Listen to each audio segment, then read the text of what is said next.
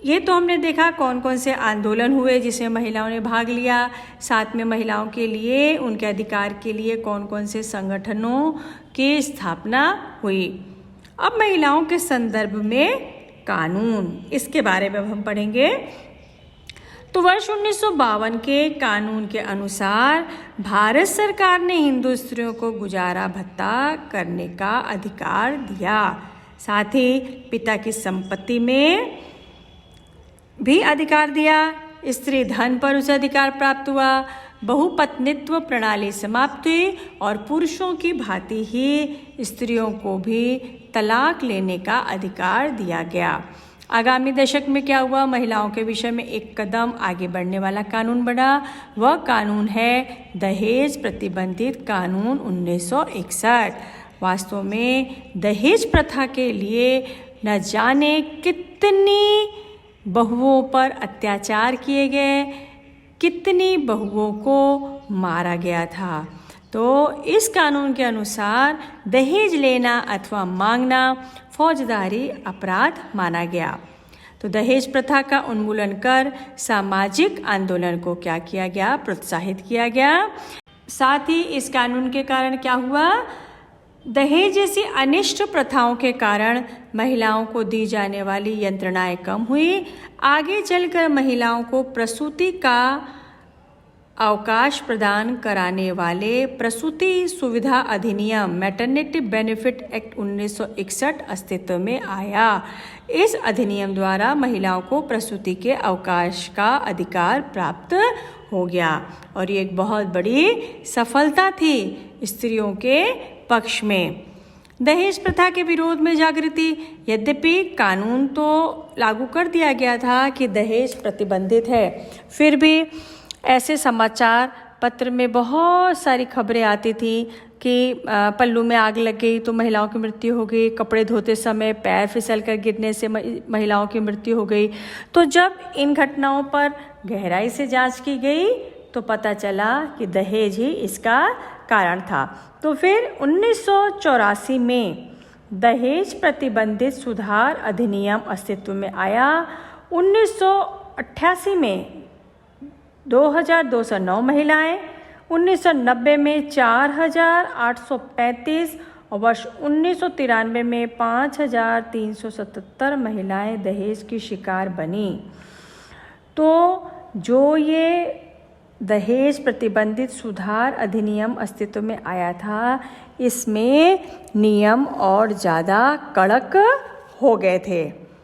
1984 में पारिवारिक न्यायालय बना।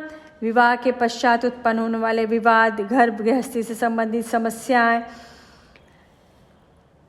एकल अगर कोई स्त्री रह रही है तो उसका गुजारा भत्ता, एकल पालकत्व, अलग रहना, संतानों का पालन पोषण, स्वामित्व जैसी पारिवारिक समस्याओं से संबंधित विवादों का हल निकालने के लिए पारिवारिक न्यायालय स्थापित किए गए थे। ठीक है। फिर है गुजारा भत्ते का मुकदमा सन 1985। अब ये क्या था? यदि किसी विवाहित स्त्री से उसका पति संबंध विच्छेद कर देता है अर्थात तलाक होता है तो उस स्त्री का गुजारा होने हेतु उसके पति को उसे प्रति माह निश्चित राशि देनी पड़ती है। इसे गुजारा भत्ता कहते हैं। समझ आया? तो गुजारा भत्ता यह किसने दिया था? ये न्यायालय द्वारा स्त्रियों को यह अधिकार प्राप्त हुआ। तो इससे संबंध में उच्च न्यायालय में एक मोहम्मद अहमद शाह बनाम शाह बानो बेगम मुकदमे ने न्यायालय में निर्णय सुनाया कि शाह बानो को गुजारा भत्ता मांगने का अधिकार है।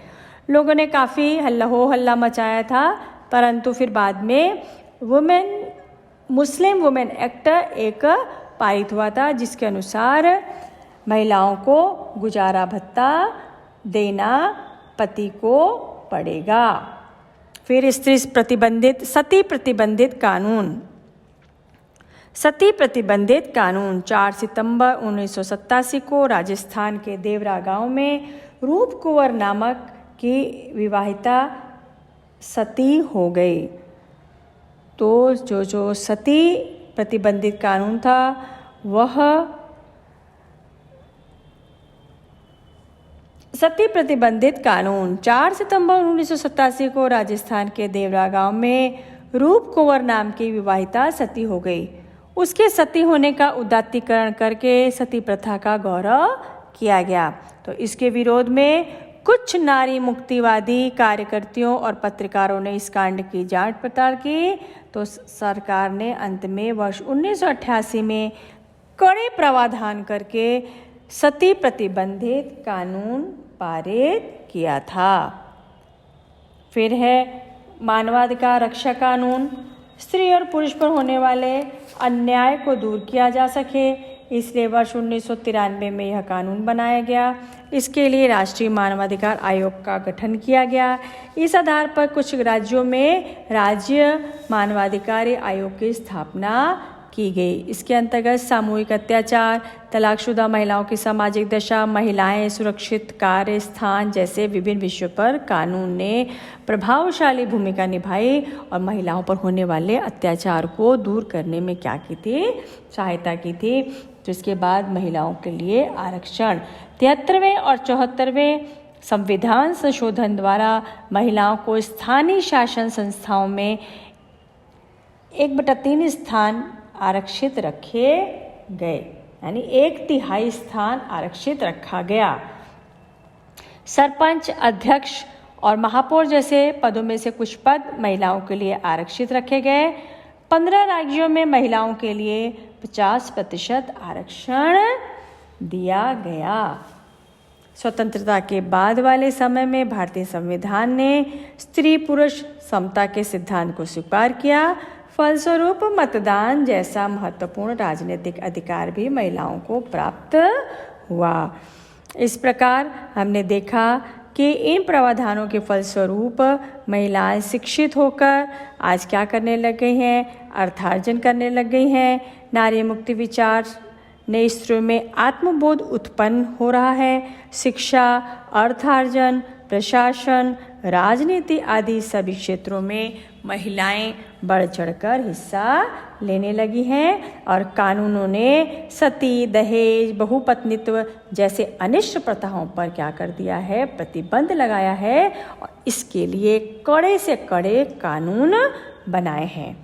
अब इसके आगे हम देखते हैं अनुसूचित जातियां, अर्थात कमजोर जो वर्ग थे उनके लिए सरकार ने क्या किया।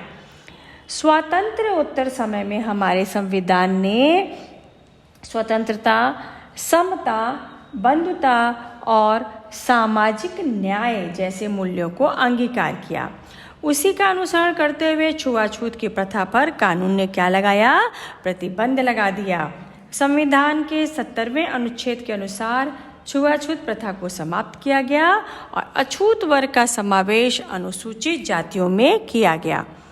इन अनुसूचित जातियों के सामाजिक और आर्थिक पिछड़ेपन को ध्यान में रखकर वे अपना विकास साध्य कर सके, इसके लिए उन्हें शिक्षा और नौकरियों में प्रतिनिधित्व दिया गया। अनुसूचित जनजाति, अनुसूचित जातियों की तरह ही देश के दुर्गम क्षेत्रों में रहने वाले आदिवासी समाज की भी बहुत सारी समस्याएं हैं। आधुनिक सुधारों से दूर रहने वाले और अत्यल्प आय वाले आदिवासियों का जीवन स्तर बहुत पिछड़ा हुआ है। इन्हें चिकित्सा की सहायता भी नहीं मिल पाती, तो इन्हें संरक्षण देने की अत्यंत आवश्यकता है। इस वर्ग को विधिमंडल, शिक्षा और नौकरियों में भी आरक्षण दिया गया है। भारतीय संविधान में आदिवासियों की गणना अनुसूचित जनजातियों में की जाती है। फिर हम देखते हैं घुमंतु और विमुक्त जातियां और जनजातियां। घुमंतु जनजातियों में उन जाति जनजातियों का समावेश होता है जो अपनी आजीविका चलाने के लिए गांव-गांव में घूमती रहती है। अंग्रेजों ने वर्ष 1871 में अपराध प्रतिबंधित कानून के अंतर्गत कुछ जनजातियों का अपराधी जनजाति के रूप में उल्लेख किया था, परंतु स्वतंत्रतात्तर काल में यह कानून रद्द करके उन जनजातियों का समावेश विमुक्त जनजातियों में किया गया और घुमंतु और विमुक्त जनजातियों को शिक्षा और सरकारी नौकरियों में आरक्षण मिले, इसका प्रयास किया गया। प्रयास क्या किया गया? इन जातियों को शैक्षिक संस्थानों और सरकारी क्षेत्रों में प्रतिनिधित्व दिया गया। फिर लास्ट हमारा टॉपिक है अल्पसंख्यक। अल्प मतलब थोड़े, संख्यक मतलब संख्या में। तो किसी समाज में जिन लोगों का समूह धार्मिक, भाषाई और वंश के दृष्टि से संख्या में कम होता है, उस समूह को अल्पसंख्यक कहते हैं। हमारे देश में विभिन्न धर्म, भाषा और संस्कृति के लोग रहते हैं, तो इन सभी को अपनी अपनी संस्कृति का संरक्षण और संवर्धन करने का अधिकार प्राप्त है। उस उद्देश्य को पूर्ण करने हेतु तो उन्हें स्वतंत्र शैक्षिक संस्थान स्थापित करने का अधिकार प्राप्त है। उनकी उन्नति हेतु तो सरकार द्वारा विविध योजनाएं चलाई जाती हैं।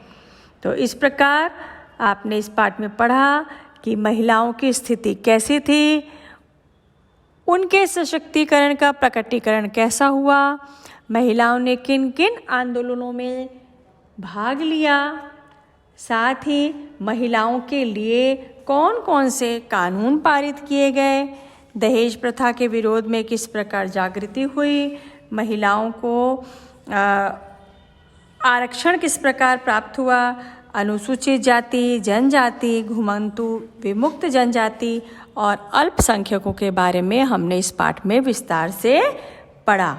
तो उम्मीद है आपको यह पाठ अच्छे से समझ में आ गया होगा। तो फिर मिलते हैं एक नए वीडियो में एक नए विषय के साथ। तब तक के लिए खुश रहिए, स्वस्थ रहिए और अपनी पढ़ाई करते रहिए।